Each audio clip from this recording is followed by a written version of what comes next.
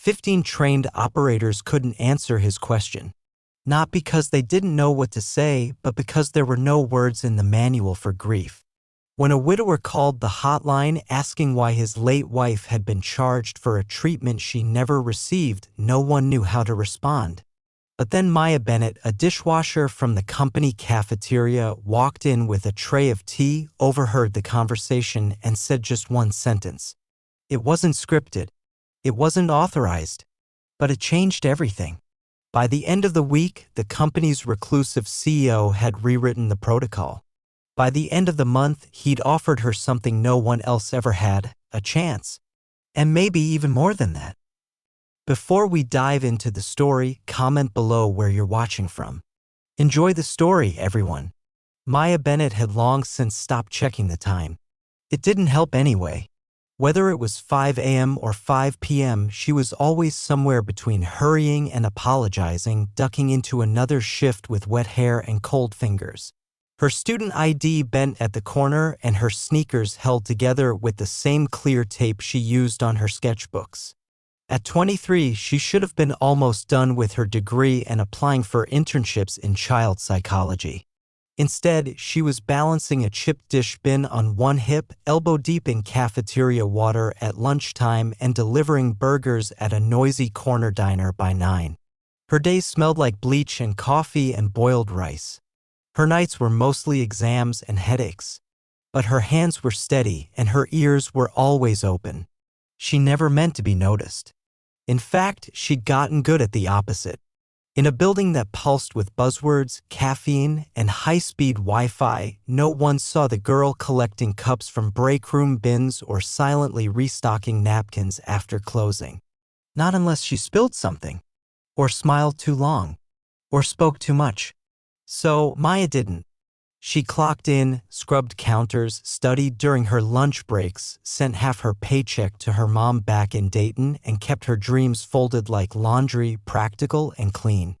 The call center above the cafeteria was sleek and quiet, a sealed floor of hushed voices and ergonomic chairs where people wore headsets and buzzed around with purpose. Maya had never been up there, not really.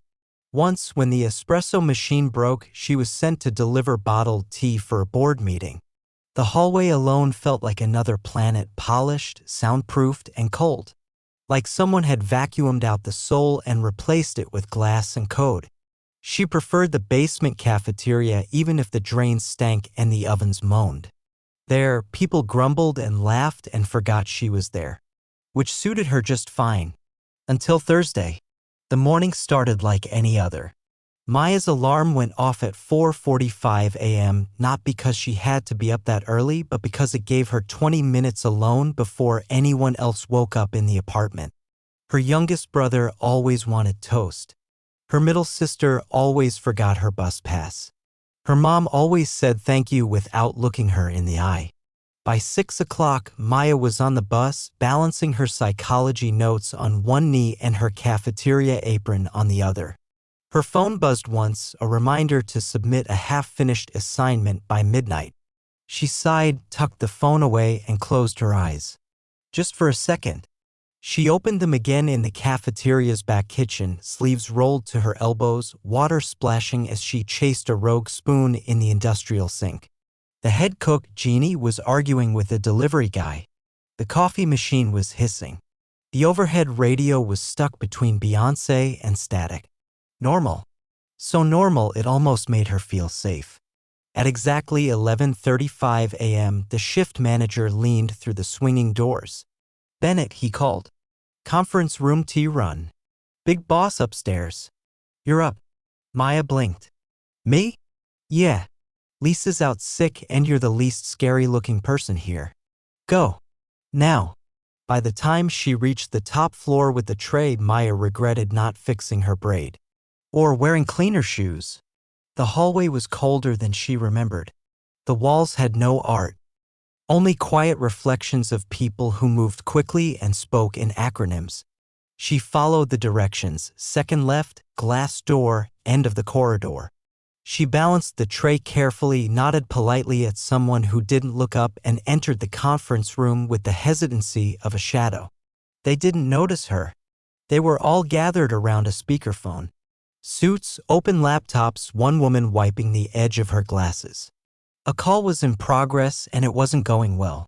"Sir, I understand this is frustrating," a male voice said over the speaker. "But according to our records—" "No, you don't understand," the man on the other end interrupted, voice gravel thick with emotion. "She died in February. And I got a bill dated March 14th. For a treatment she never received." A pause. "I don't want money. I want someone to say it. To say it was a mistake." The tray rattled slightly in Maya's hands. She moved to the side table and began placing cups one by one, trying not to listen. But she couldn't help it. Her heart knew that kind of voice. The kind that's lost more than paperwork. One of the executives, a pale man with a stiff collar, tapped the mute button. "We've escalated this to compliance, legal, and client services. 15 people have looked at it," he said to the room. "No one wants to touch it." The room fell silent. Then someone, a woman with a sleek ponytail and clipped tone, muttered, "What do you even say to someone like that?" A beat. A shuffle. And then a voice. Not loud. Not planned. "Maya." Still holding the last cup, almost without thinking, she said quietly. "You say, 'I'm sorry,' not because the company tells me to, but because I'm a person. And you're right, it shouldn't have happened." Silence. She hadn't meant to speak. She looked down at the tray, cheeks burning. But something had cracked the air in the room. One of the men at the end of the table, older, tall, with a quiet posture and tired eyes, turned to look at her. He wasn't wearing a name tag, but she recognized him from the company's website. Elias Wren, founder, CEO, billionaire recluse, known for disappearing after his wife died 3 years ago, known for never speaking at meetings unless absolutely necessary. He looked at Maya like she wasn't holding a tray but a spotlight. "What's your name?" he asked. She swallowed. "Maya. Maya Bennett." He nodded slowly. The woman with the glasses cleared her throat. "What would you say next, Maya?" Maya hesitated. Then, softly, "Thank you for calling. Even if it hurts us to hear it. And if you'll let us, we'll make it right. Not just in the system, but by telling the truth." No one spoke. Then, without a word, Elias Wren pressed the button on the speakerphone. "Mr. Hensley?" he said. The man on the line replied, voice surprised. "Yes. This is Elias Wren. I'm the founder of this company. And Maya here, she's right. We failed you. And your wife. I'm sorry." There was a sound on the line, a pause, then a breath that caught. "Thank you," the old man whispered. "That's all I wanted." And Maya stood frozen, holding the last cup of tea as the CEO turned back to the room. "Use her words," he said. "Update the scripts. Effective immediately." The news spread in whispers at first. Not on Slack or in official briefings, but in the way people paused in hallways, glanced toward the cafeteria, and murmured across cubicles. Someone from the kitchen had spoken during a high-level meeting. And the CEO, the untouchable Elias Wren, had not only listened, he'd acted. Maya didn't know any of this that afternoon. She simply returned to the kitchen, head low, hands trembling slightly as she scrubbed the same pot 3 times. Jeannie asked if she was okay. Maya said she was fine. That was the safest lie she knew. By the time her shift ended, the air felt heavier. She couldn't explain why. Just eyes. On her. As if someone had said her name out loud while she wasn't in the room. She had barely 20 minutes to change into her diner uniform and catch the bus across town. Her manager at Quinn's Cafe was already annoyed when she rushed in, smelling faintly of industrial soap and cafeteria gravy. She tied on her apron, plastered a smile, and fell into the rhythm of tables, trays, and ketchup bottles that wouldn't open. By 10 p.m., her feet ached. By 11, she was nodding off in the staff room with her psychology textbook open on her knees. A coworker nudged her gently. "You going home?" "Yeah," Maya mumbled. "Eventually." At midnight, she stood on her tiny apartment's balcony, staring down at the quiet street, the cold biting her fingers. Somewhere far below, someone laughed. Someone else cried. A train passed like a sigh through the dark. She thought of Mr. Hensley's voice on the speakerphone. She thought of Elias Wren saying, "Use her words." She didn't know whether to laugh or cry herself. The next morning, Maya didn't report to the cafeteria, because when she arrived, still tying her apron, the shift manager handed her a printed note with the company's embossed letterhead. "Please report to the 22nd floor. Human Resources." She blinked. "Am I in trouble?" He shrugged. "Beats me." But the note came from upstairs. Real upstairs. Maya hesitated, then climbed into the elevator with a half-wet apron and nerves clattering louder than the buttons she pressed. The HR office was sleek and blue-toned. A woman with a calm smile led her to a meeting room with frosted glass walls and offered her tea. Maya declined because her hands wouldn't stop shaking. A second later, a man walked in. Not in a suit, but in a navy sweater, dark jeans, and quiet shoes. Elias Wren. She stood up so fast her chair nearly toppled. He motioned gently. "Please, sit." She obeyed, stiff as a ruler. "I wanted to thank you," he said simply, "for yesterday." She opened her mouth, but no words came. Elias sat opposite her, elbows resting lightly on the table, his posture composed but not cold. He studied her like someone reads the footnotes, the real story between the lines. "You spoke truthfully," he said, "when no one else knew how." Maya lowered her eyes. "I wasn't supposed to speak at all." "Exactly," Elias said. "And that's why it worked." A silence settled between them. Not heavy, not awkward, just full of questions neither had asked yet. Then he added, "I'd like to offer you something." Her heart stuttered. "There's a new initiative starting," he continued. "Client empathy, communication reform, things that should have existed years ago. I want you involved. Just part-time. Flexible hours. You can continue your studies. But I want your voice in the room." Maya blinked. "Sir, I wash dishes. And yesterday you reset a company's compass." She stared at him. His eyes weren't just tired, they were full of something deeper. Like a man who'd stopped expecting to be surprised by people. And now was. "I don't know what to say," she whispered. "You already did," he said. She left the meeting with a printed offer letter, a new badge clipped to her jacket, and the distinct feeling that gravity had shifted under her feet. Later that evening, while wiping counters at Quinn's, she pulled out the folded paper again. Read every word 3 times. The salary wasn't much, but it was more than both her current jobs combined. She could drop 1 shift, maybe even buy new shoes. She bit back tears when she thought of her mother, her siblings, the way the letter said psychology intern, communications development unit. She wasn't just a dishwasher anymore. And she didn't know it yet, but that night, Elias Wren stayed in his office long after the lights were out, rereading her file. Not the employee one. The one HR had pulled when he asked, "Who is she?" Maya Bennett, 4th-year psychology student. On scholarship. Part-time cafeteria staff. Known for being punctual, quiet, and unnoticed. Until now. Elias closed the folder, leaned back in his chair, and looked out at the city. And for the first time in months, he allowed himself a smile that reached his eyes.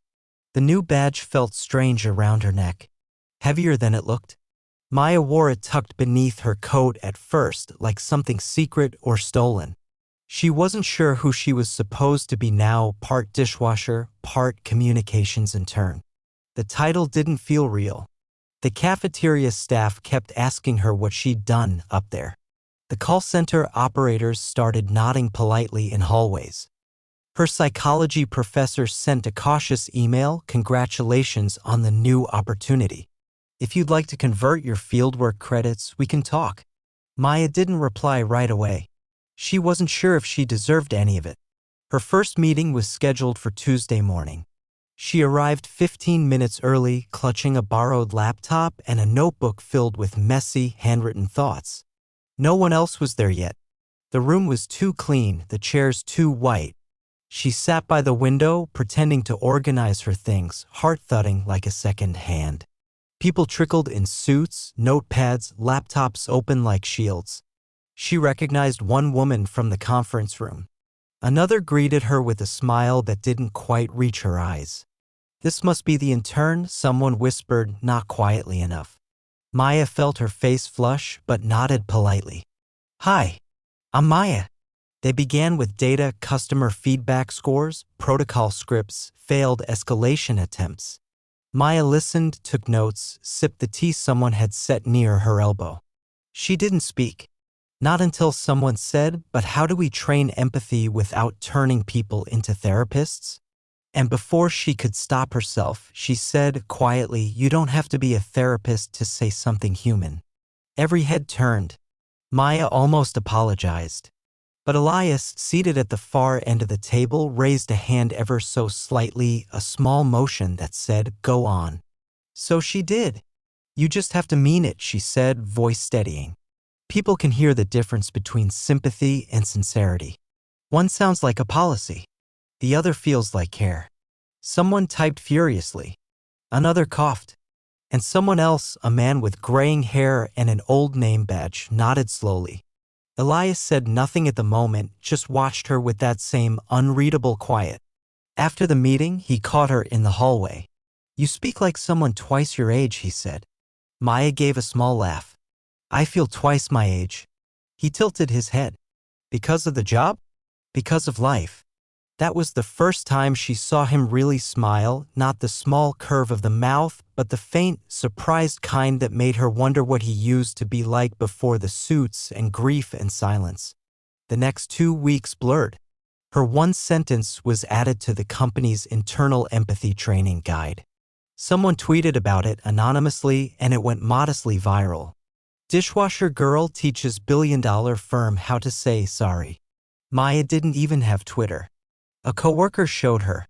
The cafeteria staff began calling her professor. The customer service team started copying her phrases into their scripts. And Maya? Maya kept showing up. Washing dishes between meetings. Studying on the bus. Sleeping 4 hours a night. Telling no one how strange it felt to be listened to. Until one evening, as she was leaving the building late, she saw him. Elias. Alone in the break area on the executive floor. A closed laptop. An untouched coffee. A newspaper folded in quarters. And, remarkably, no one else. She paused. Noticed how tired he looked. How still. She hesitated, then stepped inside. "I didn't think CEOs drank office coffee," she said gently. Elias glanced up, startled. Then, amused. "They don't." But it felt like a grounding ritual. She sat across from him without asking why. Something about the silence between them had stopped being awkward. It had become real. "You don't like attention," he said, not a question. "Neither do you," she replied. He looked at her, then really looked. And not the way people usually looked at Maya. Not past her. Not through her. At her. "How do you keep going?" he asked after a moment. She smiled sadly. "I don't know how to stop." He leaned back, exhaling. "You remind me of someone I used to know." She tilted her head. "Is that good or bad?" "Both," he said. "She made me feel more alive than anything else." And then she left. "Cancer." Maya didn't say "I'm sorry." She simply nodded. Because grief didn't always need condolences. Sometimes it needed company. They sat in silence after that. The kind that only happens when neither person is pretending anymore. When she finally stood to leave, Elias said, "Maya." She turned. "Thank you. For everything." She smiled. "You already said that." Still, she knew something had shifted the moment she stepped into the elevator. People were too quiet, or too polite. A kind of silence that tasted like someone had been talking behind closed doors, and then realized you were the one they'd been talking about. Maya clutched her bag tighter, nodding faint hellos. No one met her eyes. Not like before. When she arrived at the new empathy development unit, the atmosphere felt different, tense, as if something fragile had cracked. She logged in, opened the company chat, and found a message waiting. "Maya, please come up to the 24th floor conference room at noon." Casual. M. Harper, VP. She stared at it. Harper had been polite to her, but distant. Why now? At lunch, she grabbed her usual sandwich and tea and rode the elevator up, trying to calm her thoughts. When the doors opened, she heard them before they saw her. He's doing it again. Same old Lucas Hale move. Test the girl, see how she reacts, then decide if she's worthy. Classic. Yeah, but this time it's Maya. Poor thing probably thinks she earned that job. A laugh. She did, with one sentence and a side of emotional trauma. She's still washing dishes at night, you know. Talk about low-cost insight. Maya stood frozen behind the frosted wall. They didn't see her, but every word landed like a slap. So that's what this was? A test? A controlled experiment with a grieving man, a hot mic, and her human instinct offered up like a case study? The warmth in her chest turned cold. She stepped away quietly before anyone saw her, walked straight to the stairwell, and sat on the third landing for 20 minutes, trying not to cry. So much for truth. So much for being heard. That evening, she didn't go home. She walked, for hours, through cold wind, past blinking shop fronts and noisy intersections, feet numb, ears ringing with phrases she couldn't unhear. She wanted to scream, but she didn't. She hadn't screamed in years. At midnight, she opened her apartment door. Her sister was asleep on the couch with an open math book. Her mom had left a note about overdue bills and 2 job offers she'd turned down to care for the little ones. Maya stared at the ceiling. Everything she'd worked for, every word, every quiet shift, every scar had been judged. Not appreciated, just measured. The next morning, she didn't go to work. She sent a brief email, taking the day. Thank you. Then turned off her phone. But Maya didn't know that on the other side of the city, someone else had noticed her absence. Elias. He sat in his office, rereading the attendance board. Her absence struck him harder than expected. He paced, called Harper. What happened? He asked. A pause. Then, I think. She heard something she wasn't supposed to. His throat tightened. What did they say? Another pause. That she was part of your test. Elias stood silently, eyes darkening. He remembered her voice in the break room. You don't like attention. Neither do you. She had let him in, and now he had let her down. He left the office, took the elevator to the garage, told his driver to take the long route to Maple District, and stopped 2 blocks from a small apartment building that smelled like wet laundry and city grit. Maya was taking out the trash. She froze when she saw him. He approached quietly, hands in his coat pockets, eyes soft. I'm sorry, he said. She didn't answer. I didn't ask them to say that. I never meant for anyone to believe this was a test. She raised her chin. But it was. No, Elias said. It started as one. Maybe. But it stopped being that the second you spoke. Maya folded her arms, holding herself together. Do you know how it feels to be measured? Not for your heart, but for your use. I do, he said, voice low. Every day since I buried my wife. That stopped her. I built this place to create something honest, he continued. But I forgot how, until you reminded me. She blinked, heart pounding. I didn't give you that job to see how you'd perform, he said. I gave it to you because I believed in the person who stood with a tray in a room full of silence and told the truth. A long pause. I don't want to be a case study, Elias, she said quietly. I want to be seen. You were, he said. By me. Something broke then. Gently. Not like glass, but like ice thawing under sunlight. She looked away, fighting tears. "Can I walk you home?" he asked. She hesitated, then nodded. They walked in silence, their footsteps in sync. And just before the steps to her building, he said softly, "No more scripts. No more quiet tests. You've earned the right to be loud." Maya smiled. Just a little. The office was still buzzing when Maya returned on Monday. Some people avoided her. Others greeted her carefully. But something in her gait, in the calm way she nodded, the quiet strength behind her smile, made them hesitate before speaking. She wasn't the dishwasher girl anymore. She was the voice that echoed in boardrooms and customer trainings. Her badge had changed too, slightly. New title. Still intern, but now with a footnote, Strategic Emotional Response Team. Her first task? Redesign the way the company trained people to listen. She started with a blank slide and the sentence that changed everything. "I'm sorry, not because the company tells me to, but because I'm a person." It became the backbone of a new program, one that rolled out department by department.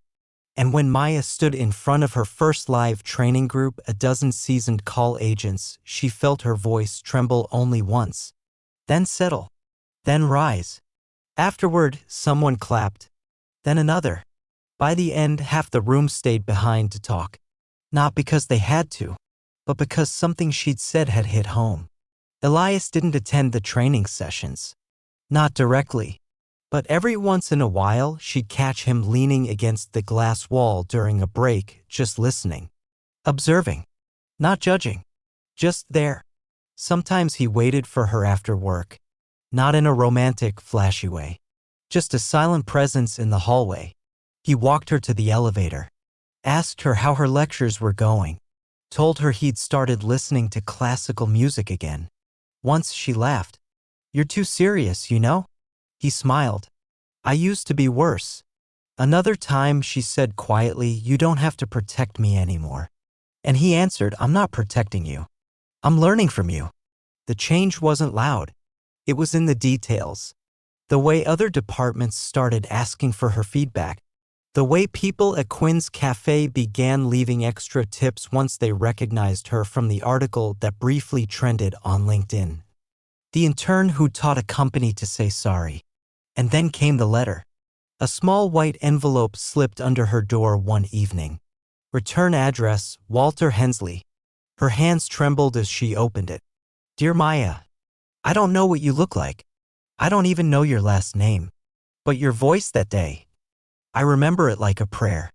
My wife's name was Eleanor. She would have liked you. She was the kind of woman who noticed the quiet ones, who believed that the kindest people are often invisible until it matters. You mattered. Thank you for seeing me not as a problem to solve, but as someone to hear. You gave me peace, and I hope you carry that peace with you too. With all my heart. Walter." She read it 3 times before crying. The good kind of crying. The kind that comes from being finally acknowledged. That week, she did something wild. She turned in her apron at Quinn's Cafe. Her boss blinked. "You sure?" She smiled. "Yes. For the first time, I think I am."